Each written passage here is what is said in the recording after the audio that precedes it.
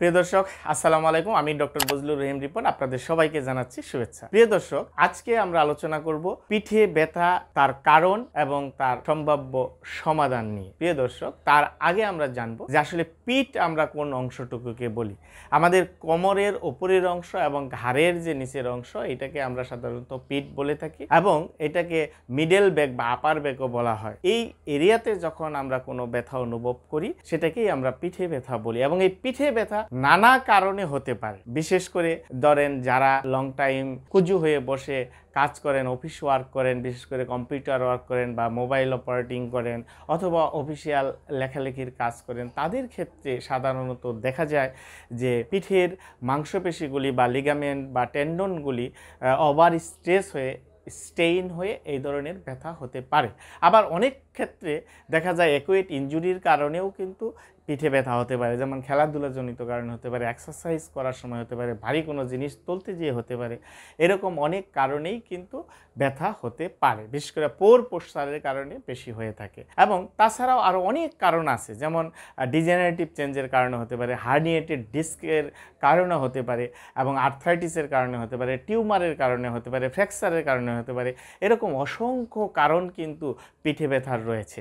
কিন্তু এর মধ্যে সবচেয়ে মোস্ট কমন কারণ হচ্ছে সফট টিস্যু ইনজুরি, যেটি সাধারণত দেখা যায় যে এটাকে নন স্পেসিফিক থোরাসিক পেইনও বলা হয়। আমাদের যত পিঠে ব্যথা আছে এর মধ্যে সবচেয়ে বেশি হয় কিন্তু নন স্পেসিফিক থোরাসিক পেইন, অর্থাৎ যে পেইনের কারণ তেমন খুঁজে পাওয়া যায় না।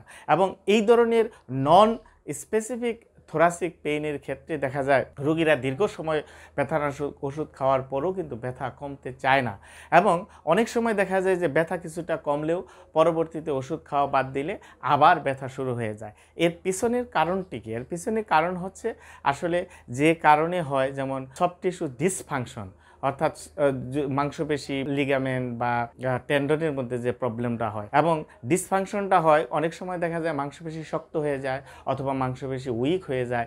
এই সমস্ত কারণে অ্যাবনর্মাল প্রেশার পরে কিন্তু এই ধরনের ব্যথা হয়। সুতরাং যতক্ষণ পর্যন্ত সেই ডিসফাংশন কারেকশন করা না যাবে ততক্ষণ পর্যন্ত কিন্তু ব্যথা পরিপূর্ণভাবে সারবে না। সেজন্যই দেখা যায় যে ব্যথার ওষুধ খাওয়ার পরও কিন্তু এই ধরনের রোগীরা ব্যথা মুক্ত হতে পারেন না। সুতরাং আপনাদের যাদের পিঠে ব্যথা বা এই ধরনের ব্যথা অনুভব করেন তাদেরকে অবশ্যই যেটা করা দরকার, কিছু নিয়মকানুন মানতে হবে। যেমন আপনাকে সঠিক পোস্টারে বসতে হবে, সঠিক ভঙ্গিমায় বসতে হবে, অর্থাৎ বসে যখন কাজ করবেন তখন আমাদের পিঠটা সোজা করে বসতে হবে এবং আরও কি করতে হবে, 30 মিনিটের অধিক সময় কিন্তু বসে কাজ করা যাবে না। হেলদি ডায়েট খেতে হবে, নিয়মিত এক্সারসাইজ করতে হবে, আপনার শরীরের ওজনকে কন্ট্রোল করতে হবে। যদি এরপরও ব্যথা না কমে তাহলে অবশ্যই একজন ম্যানুয়াল থেরাপি স্পেশালিস্ট বা ফিজিওথেরাপি স্পেশালিস্টের কাছে গিয়ে আপনার ফিজিওথেরাপি চিকিৎসা গ্রহণ করতে হবে।